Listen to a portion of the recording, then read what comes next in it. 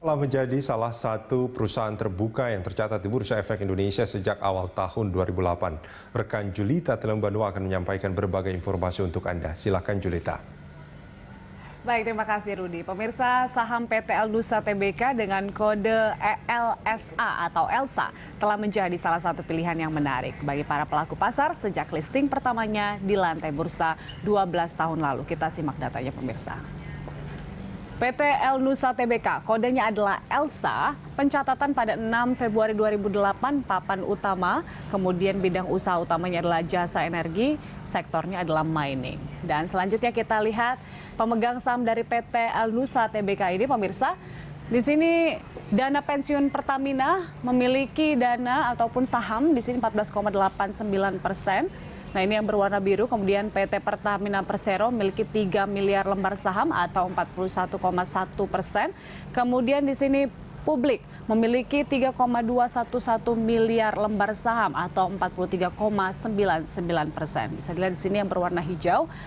Kemudian kita lihat bagaimana pergerakan saham dari ELSA ini sejak awal 2020 pada Januari. Pada 6 Januari pemirsa tercatat di harga Rp330 per lembar saham, kemudian turun pada Februari, begitu juga dengan Maret tercatat Rp129 per lembar sahamnya.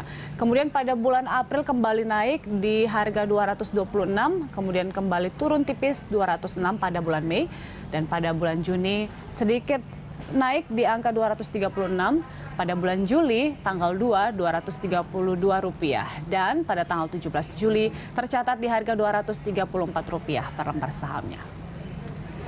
Ya, itu dia sejumlah informasi yang dapat saya sampaikan. Kembali ke rekan Rudi.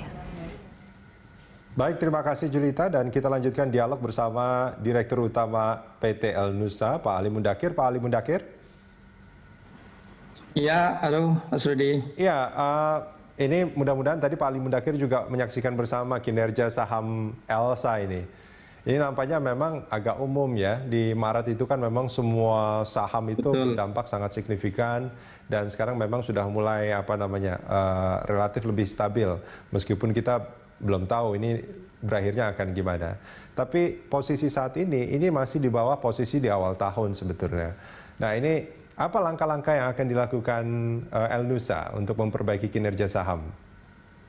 Oke, baik. Jadi yang terpenting kita memberikan satu sinyal kepada para shareholder Elnusa ya, bahwa Elnusa tetap beroperasi secara normal dan kita bisa mempertahankan satu kinerja positif di tengah situasi pandemi dan krisis global saat ini. Jadi beberapa langkah korporasi yang kita lakukan tadi sudah sempat saya singgung.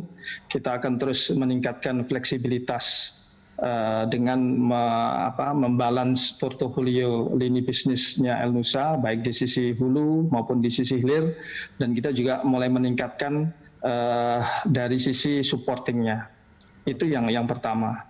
Kemudian kita juga ingin meyakinkan para pemegang saham ya, bahwa kita terus melakukan inovasi-inovasi ya untuk membuat Elnusa ini semakin kompetitif di mata customer utama kami, dan kemudian kita juga refocusing ya bisnis yang ada ini. Nah, dan insya Allah ini investor juga sudah melihat ya bahwa fondasi bisnis Elnusa ini sudah cukup kuat. Ya, kalau kita lihat pelemahan di awal tahun, saya pikir ini kondisi yang umum ya. Tadi Mas Rudi juga sempat singgung, dan ini juga terjadi di hampir semua perusahaan.